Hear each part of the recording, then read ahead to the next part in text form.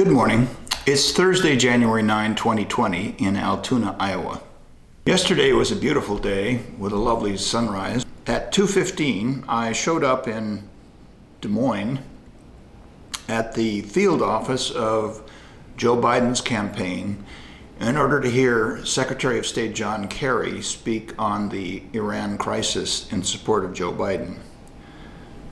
This was a disappointing event, not because Kerry's speech wasn't fine, but because of the way the crowd was treated. I figured out when I was there that I was invited because I had qualified as press at his speech in Ames, Iowa, at Iowa State. And the only people there were press and committed Biden caucus workers. I heard the phrase precinct captain a dozen times in the various speeches. Notwithstanding that, the doors were supposed to open at 2:15, got there at 2:10. The doors did not open on time. The speeches were supposed to start at 2:45, and they did not. Yeah, he's usually on time. They started at approximately 3:30 or a little later. That's 45 minutes late. The office did not have chairs. There were a few, but those were for either bigwigs or disabled people.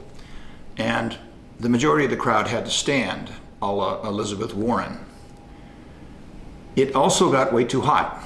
And at one point during the introductory speech by Joe Biden's sister, which was a nice speech, one of the spectators, an Asian woman who was not old, fainted. This sped them up a little bit. Secretary Kerry spoke for 23 minutes, which in my humble opinion was too long. I'm extracting the 6 minutes he devoted to Iran and Trump and putting them into its own video. That is this video. I want you just to think about what we've witnessed in the last few days with Iran. Risky decisions have been made recklessly, impulsively, tweeted out. Just today, we had a tweet from the president, or last night, all is well. And then the United States says, all is well? What are you talking about? All is well. Iraq has voted to kick us out. Iran and the United States are at the brink of possible conflict, now somewhat reduced because of the nature of the response of Iran. But we should not be in a place where the President of the United States is living at the mercy of whether or not some ugly regime is willing to make a decision that somehow pulls him back from the brink of disaster. That's not what we want in a President of the United States.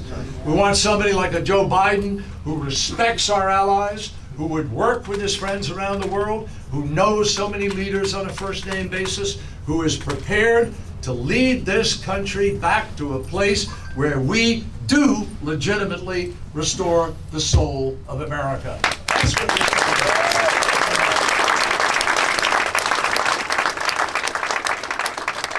So in the last 48 hours, Iran has announced it is not obligated to follow the restraints of the nuclear agreement, which I had the privilege of negotiating. Iran has decided that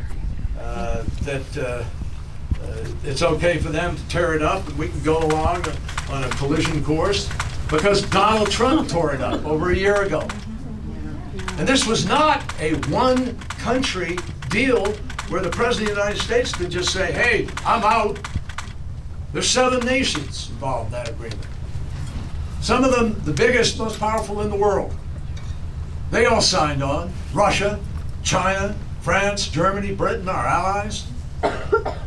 Donald Trump is the only leader in the world who saw fit to just pull out, go away. And you know what he had the temerity to say today? Iran will not get a nuclear weapon while I'm president. Well, Mr. President, Barack Obama already did that, which is why you tore up the agreement.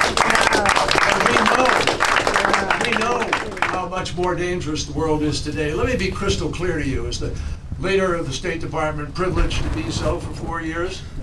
No diplomat in the world is safer today because of what Donald Trump has done. No American in the world is safer today because of what Donald Trump has done. And what he has done is over the objection of our closest friends, none of whom were notified about what he was contemplating doing.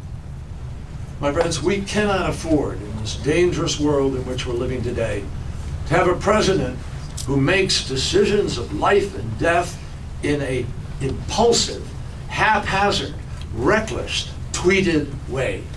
What we need is a president like Joe Biden who can call up a president and say, on a first-name basis, you and I have worked together for a long time. This is one we have to stick together on.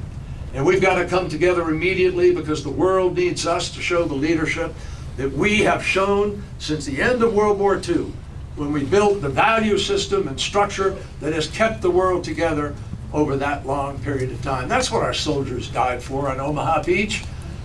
And this man who had 5 bone spur deferments doesn't understand what it means. He can't even go honor the soldiers in France because it's raining a little bit and might muss up his hair. Ladies and gentlemen, we need a president who understands the priorities of truly respecting the troops of our country. And above all, we need a president who understands that you exhaust all of your diplomatic options before you send young Americans to fight and die somewhere.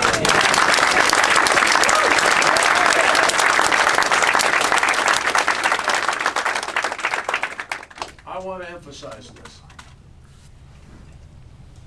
Before Donald Trump decided to get out of this agreement on Iran, it was working. Before he got out, there were no missiles coming at our facilities in the Middle East. Before he got out, there were no ships being detained. Before he got out, there were no demonstrators banging on the doors and throwing firebombs at the embassy in Baghdad. Before he got out, we were welcome to be on the ground in Iraq in order to fight against terrorists and ISIS. Before he got out, there were no ships being detained in the Gulf, no missiles being fired at vessels in the Gulf.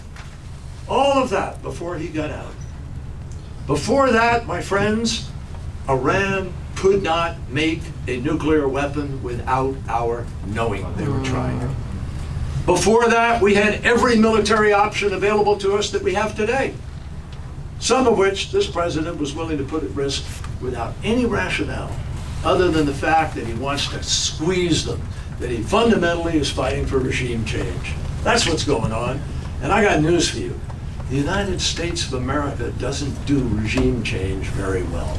We should have learned that in history. Yeah. The fact is, there's no Jeffersonian Democrat waiting in the wings in Iran to assume responsibility. You know who would take power?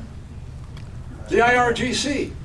And until a few days ago, maybe Soleimani, but certainly this new guy who's been appointed. You think the threat was eliminated by eliminating him? There's just another general there who's just as committed.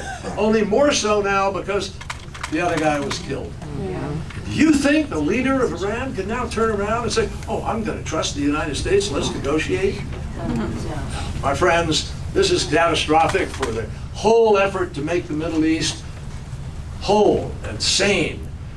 And you all get the great privilege in a few days of setting this country on the path to kick this wrecking crew out of the White House and restore common sense. Thanks for watching. If you enjoyed this video, please give it a thumbs up. If you like this political content, please consider subscribing.